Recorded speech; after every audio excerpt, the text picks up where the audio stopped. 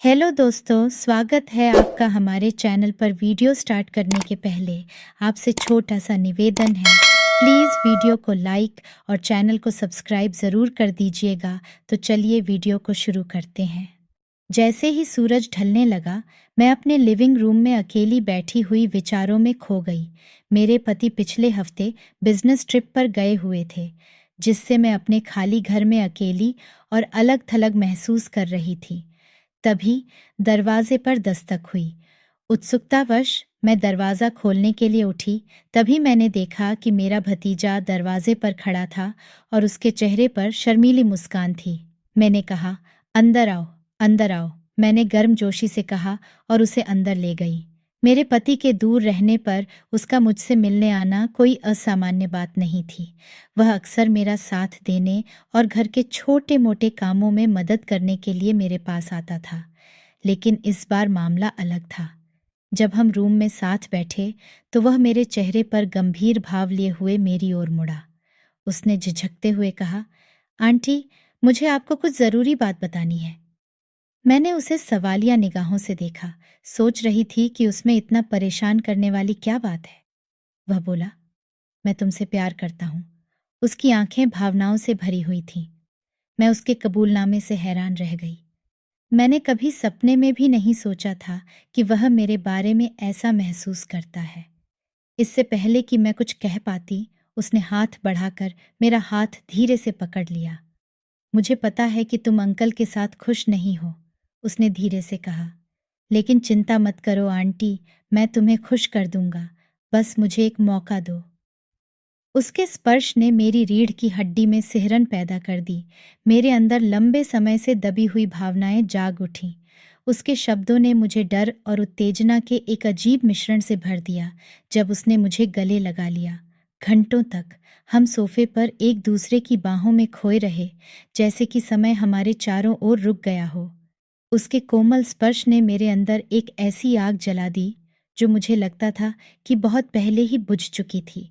और जब उसने मुझे अपने सीने से लगा लिया, मैं भी अपने जज्बातों पर काबू नहीं कर पा रही थी। फिर धीरे धीरे वह मुझे चारपाई पर लेटाकर 2 घंटे तक लगातार। मेरा नाम सेजल है और मेरी उम्र अभी 30 साल है, लेकिन खूबसूरती के कारण मैं अभी 18 साल की लगती हूँ। मेरे पति का नाम अशोक है और वह शहर में नौकरी करते हैं। मैं अपने पति की गैर मौजूदगी में भी घर की जिम्मेदारी अच्छी तरह से निभा रही थी। मेरा एक बेटा और एक बेटी है। बेटे की उम्र 10 साल है और बेटी अभी 8 साल की है। हमारी जिंदगी बड़े आराम से कट रहे थे, लेकिन अचानक से हंसती खेलती जिंदगी ने कब करवट ले ली, मुझे पता ही नहीं चला। मेरी भाभी का बेटा यानी कि मेरा भतीजा राहुल अक्सर हमारे घर आता जाता रहता था। मैंने 1-2 बार राहुल से कहा भी कि तुम रोज रोज अपने आंटी के घर पड़े रहते हो, क्या तुम्हारे पास कोई काम धंधा नहीं है? उससे पहले मैंने भी राहुल पर कोई ज्यादा ध्यान नहीं दिया था, लेकिन वह जब भी आता था मैं उसकी खूब मेहमान नवाजी करती थी। उस वक्त राहुल के मन में क्या चल रहा था यह मुझे भी पता नहीं था। दोपहर की धूप धीरे धीरे पर्दों से छनकर कमरे में गर्माहट बिखेर रही थी। राहुल मेरे घर में आया और बरामदे में बुनी हुई चारपाई पर बैठ गया। उसने अपनी आंखों में चमक के साथ मेरी ओर देखा और इधर उधर की बातों के बारे में बात करना शुरू कर दिया। सहजता से शब्दों का जाल बुनते हुए हम दोनों को घेर लिया। अचानक वह मेरे करीब आया और बोला, क्या आप जानती हैं कि आप कितनी खूबसूरत हैं आंटी? मैं पहले तो चौंक गई, लेकिन फिर मैंने हंसते हुए कहा, काफी अच्छा मजाक कर लेते हो। राहुल ने अपना सिर हिलाया और गंभीरता से कहा, नहीं आंटी, मैं मजाक नहीं कर रहा हूँ। आप वाकई मुझे मोहित कर लेती हैं। मेरा दिल आपको देखने के लिए तरसता है, इसीलिए मैं अक्सर यहाँ आता हूँ। उसके शब्दों ने मुझे एक पल के लिए स्तब्ध कर दिया। फिर मैंने झिझकते हुए पूछा, तुम्हारा क्या मतलब है? तुम क्या कहना चाह रहे हैं? राहुल ने मुस्कुराते हुए जवाब दिया, कुछ खास नहीं, बस मेरे साथ बैठो और मुझे बताओ कि अंकल कब वापस आएंगे। मेरी उलझन को भांपते हुए उसने धीरे से कहा, मुझे तुम पर तरस आ रहा है। चाचा को तुम्हारी बिल्कुल भी परवाह नहीं है। अगर उन्हें परवाह होती तो वे तुम्हें इतने दिनों तक शहर में अकेला नहीं छोड़ते। मेरे सीने में दर्द हुआ और मैंने गर्व के साथ जवाब दिया, राहुल, तुम ऐसा कैसे कह सकते हो? चाचा के दूर रहने के अपने कारण हैं। राहुल ने धीरे से कहा, जब वे दूर होते हैं तो आंटी जी का ख्याल भी तुम्हारे दिमाग में नहीं आता। अगर उन्हें सच में तुम्हारी परवाह होती तो वे दोनों तुम्हें इस तरह अकेला छोड़ने के बजाय साथ में गांव में रह सकते थे, और आप यहाँ इस हाल में अकेली उनके बिना ही रह रही है। राहुल ने यह कहकर जैसे मेरी दुखती नस पर हाथ रख दिया था। अपने भतीजे की इस बात को सुनकर मैं एक बार इसके बारे में सोचने लगी। आखिर मैं भी तो अभी जवान ही हूँ, और इस तरह अपनी पति से जुदा होकर कब तक रहूंगी? अरे अभी ही तो उम्र है अपने पति से प्यार पाने का, फिर कुछ उम्र के बाद तो हम दोनों की उम्र ढलने लगेगी। अभी मैं यह सब सोच ही रही थी, तभी मेरा भतीजा मेरे करीब आकर मेरा हाथ पकड़ते हुए कहने लगा, आंटी अब आप चिंता मत करो, सब कुछ ठीक हो जाएगा। इतना कहने के बाद मेरा भतीजा राहुल वहां से चला गया, लेकिन वहां मेरे मन में कई तरह के सवाल छोड़ गया। मैं सोचने लगी कि आखिर मेरे भतीजा राहुल का मेरे यहाँ आने जाने का मकसद क्या है। मेरा भतीजा 22 साल का हट्टा कट्टा नौजवान है और वह देखने में भी ठीक ठाक था। मेरे भतीजा राहुल की अभी शादी नहीं हुई थी।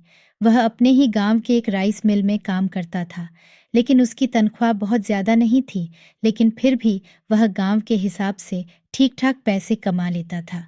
मेरे यहाँ आते आते उसका दिल मुझ पर आ गया था, क्योंकि वह जिस तरह की बातें मुझसे करता था उससे तो मुझे ऐसा ही लगता था। मैं भी अपने पति की दूरी से बहुत परेशान रहती थी। फिर इसी का बहाना बनाकर उसने मेरे दिल में जगह बनानी शुरू कर दी। हम दोनों के बीच हमारी रिश्ते की मर्यादा खड़ी थी, जिसकी वजह से मेरे भतीजे को उस बात का डर था कि कहीं उसका इस तरह से मेरे नज़दीक आना मुझे बुरा ना लग जाए। यदि ऐसा होता है तो घर के शांति माहौल में अफरा तफरी मच सकती है और हमारे रिश्ते भी खराब हो सकते हैं। उस दिन मैं बरामदे में बैठी अपने विचारों में खोई थी। मेरा भतीजा उस दिन पहले ही चला गया था, और उसके जाने के बाद से ही मेरा मन राहुल के विचारों से भरा हुआ था। वह मुझसे वास्तव में क्या चाहता था? उसके शब्द पूरे दिन मेरे दिमाग में घूमते रहे, जिससे मैं उस रात सो नहीं पाया। राहुल हमेशा मेरे लिए एक रहस्य रहा था। वह आकर्षक और दयालु था। उसकी आंखों में एक ऐसी गहराई थी जिसे मैं समझ नहीं पाया था। लेकिन यह सिर्फ उसका रहस्यमय स्वभाव नहीं था जिसने मुझे रोमांचित किया। यह वह तरीका था जिससे वह मुझे महसूस कराता था। उसकी उपस्थिति ने हमेशा मेरे भीतर कुछ जगाया था, एक ऐसी लालसा जिसे मैं नाम नहीं दे सकता। कुछ दिनों के बाद मेरे पति राजेश छुट्टी पर आ गया था। अपनी प्यारी पत्नी को दरवाजे पर उसका इंतजार करते देख उसकी आंखें चमक उठीं। उसे कस कर गले लगाते हुए उसने उसके कान में कुछ मीठी बातें फुसफुसाईं, जिससे उसका दिल खुशी से झूम उठा। उस रात जब वे डिनर के लिए बैठे तो मैं राजेश को अपनी सच्ची भावनाएं व्यक्त करने से खुद को रोक नहीं पाई। मैंने उससे कहा कि देखो, मुझे तुम्हारे बिना यहाँ बिल्कुल भी मन नहीं लगता है। मैंने कहा कि यदि तुम घर पर रहकर ही कोई काम कर लो तो हम सबके लिए अच्छा रहेगा, अगर नहीं तो मैं भी बच्चों को लेकर शहर चलकर तुम्हारे साथ रहूंगी। मेरी बात सुनकर मेरे पति कहने लगा कि तुम पगला आ गई हो, तुम अपनी उम्र तो देखो, और फिर बच्चे भी बड़े हो रहे हैं। मैंने कहा कि मेरी उम्र को क्या हुआ है, मेरी बहुत ज्यादा नहीं हुई है। इस उम्र में तो बहुत लोग शादी करते हैं, तो क्या वह रोमांस नहीं करते हैं? मेरे इस बात पर मेरे पति ने कोई जवाब नहीं दिया। फिर राजेश 4 दिन तक ही घर पर रुका, लेकिन तब तक मैं काफी खुश थी, क्योंकि मुझे अपने पति से भरपूर प्यार मिल रहा था। मैं भी यही चाहती कि मेरे पति इसी तरह खूब प्यार मुझ पर लुटाता रहे, लेकिन 4 दिन की खुशी के बाद फिर से तन्हा हो जाऊंगी। जब पति मुझसे दूर रहते हैं तो मुझे बिल्कुल भी अच्छा नहीं लगता है। उसकी यादों ने मुझे तड़पना शुरू कर देता है। यह सब सोचने के बाद मैं उदास हो गई। मैंने खुद को अपने भतीजे राहुल के शब्दों में खोया हुआ पाया। रोमांच और उत्साह की उसकी कहानियों ने मेरे दिल में कुछ और पाने की चाहत भर दी। हर बीतते पल के साथ मुझे उससे व्यक्तिगत रूप से मिलने, उसकी आंखों से दुनिया को देखने की इच्छा बढ़ती हुई महसूस हुई। अपनी उत्सुकता को और अधिक नहीं रोक पाने के कारण मैंने फोन उठाया और अपनी भाभी का नंबर डायल किया। राहुल यहाँ कब आ रहा है? मैंने उत्सुकता से पूछा, अपनी आवाज में उत्साह को छिपा नहीं पाई। वह अगले हफ्ते हमसे मिलने आएगा, उसने अपनी आवाज में मुस्कान के साथ जवाब दिया। वह तुमसे मिलने का इंतजार कर रहा है।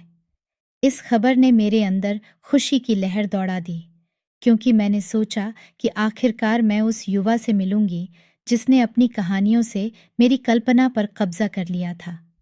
दिन धीरे धीरे बीतते जा रहे थे और मैं उसके आने तक के पल गिन रहा थी। एक दिन अचानक मेरे दरवाजे पर दस्तक हुई। मैंने दरवाजा खोला तो सामने मेरा भतीजा राहुल खड़ा था। मेरा भतीजा मुझे बहुत ही गौर से देखा और कहा कि आंटी, अब बताओ कि मुझे यहाँ क्यों बुलाया है। भतीजे के घर में दाखिल होते मैंने दरवाजा बंद कर दिया, फिर उसके पीछे पीछे अंदर आ गई और अपने भतीजे से बातें करने लगी। थोड़ी देर बात करने के बाद मैं चाय बनाने के लिए किचन में चली गई। फिर मैं 2 गिलासों में चाय लेकर वापस उसके पास आकर बैठ गई। तभी मेरा भतीजा पूछने लगा कि अंकल जी आए थे क्या। फिर मैंने उदास होते हुए कहा कि हाँ, आए तो थे, लेकिन 4 दिन रहकर ही वापस शहर चले गए। उस वक्त मेरी उदास से राहुल को लगा कि मैं अपने पति से खुश नहीं हूं। तभी वह मौके का फायदा उठाते हुए कहने लगा, आंटी, मैं आपसे कुछ कहना चाहता हूं, पर मुझे डर लगता है कि कहीं आप बुरा ना मान जाएं। मैंने भतीजे से कहा कि तुम बताओ क्या बात है। तब वह कहने लगा कि आंटी जी, सच तो यह है कि आप मुझे बहुत अच्छी लगती हो और मैं आपसे प्यार करने लगा हूं। मेरा भतीजा राहुल यह सारी बातें एक ही झटके में बोल गया, लेकिन मैं उसकी बात सुनकर एकदम से भड़क उठी। मैंने कहा, क्या मतलब है तुम्हारा? और हाँ, प्यार का मतलब जानते हो? अपनी और मेरी उम्र में फर्क देखा है, और वैसे भी मैं रिश्ते में तुम्हारी आंटी लगती हूँ। तब मेरा भतीजा कहने लगा कि मैं इस दिल का क्या करूं जो आप पर आकर अटक गया है। अब तो मेरे दिलो दिमाग पर हमेशा आपकी ही सूरत छाई रहती है। फिर मैंने कहा, लगता है तुम पागल हो गए हो। जरा सोचो, अगर घर वालों को यह सब पता चल गया तो मेरा क्या हाल होगा। फिर राहुल चारपाई से उठा और मेरे एकदम से करीब आकर बैठ गया। उस वक्त मैंने उसका इस तरह से करीब बैठने पर कोई विरोध नहीं किया, जिससे मेरे भतीजे की हिम्मत और बढ़ गई।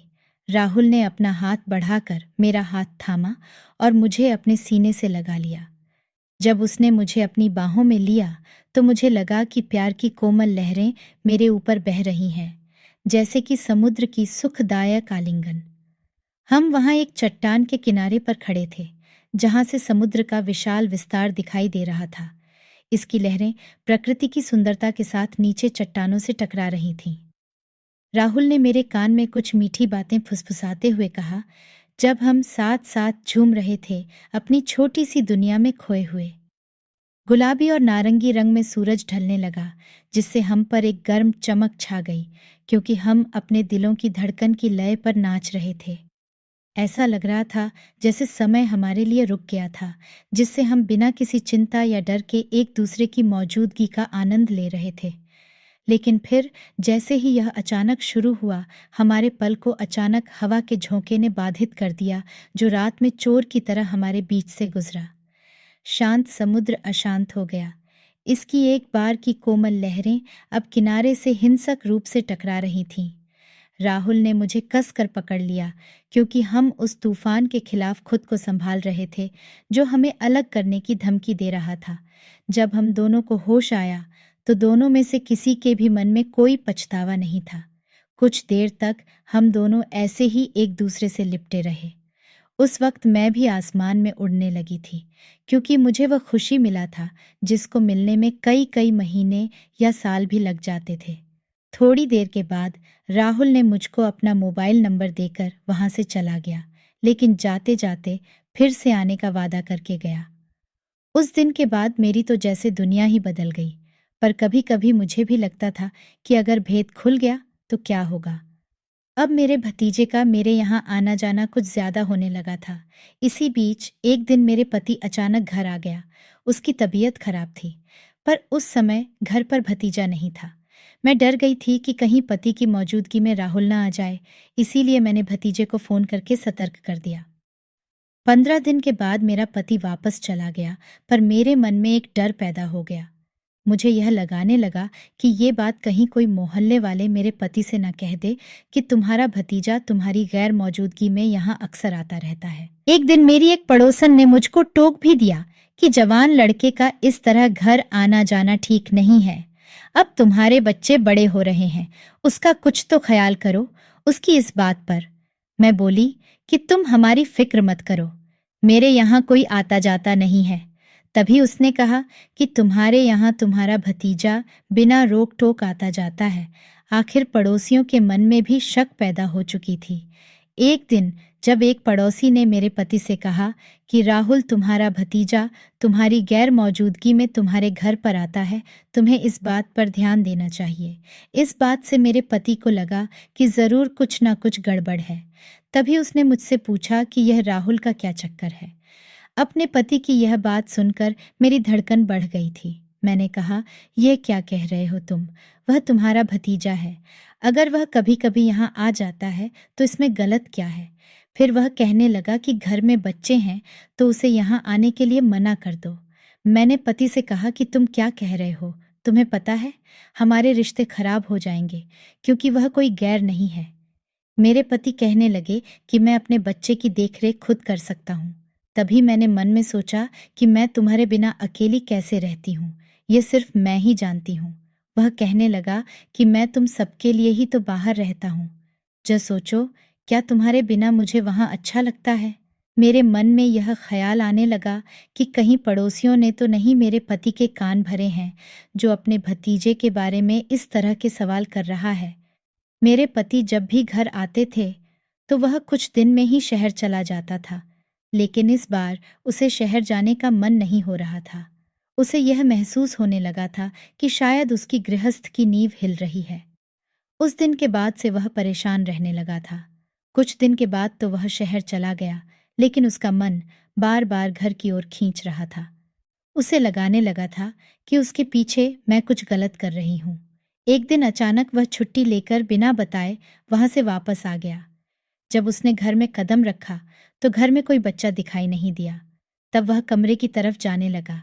जब वह कमरे का दरवाज़ा खोला तो मैं उसे देखकर हैरान रह गई, क्योंकि उस वक्त मैं और भतीजा वैसी हालत में थे और वह सब कर रहे थे। मेरे पति मुझे ऐसी हालत में देखकर अपने ऊपर काबू नहीं कर पाए। फिर वह मुझे मारने के लिए अपना हाथ उठाया और उसकी आंखों में एक अपवित्र आग की लपटें उठीं। डर ने मेरे दिल को जकड़ लिया और मैं पीछे की ओर लड़खड़ाते हुए उसके क्रोध से बचने की कोशिश कर रही थी। लेकिन रवि के गुस्से की कोई सीमा नहीं थी और जल्द ही वह मेरे कमजोर शरीर पर वार करने लगा। पीड़ा और निराशा के उस पल में मैं जानती थी कि मुझे भागना होगा।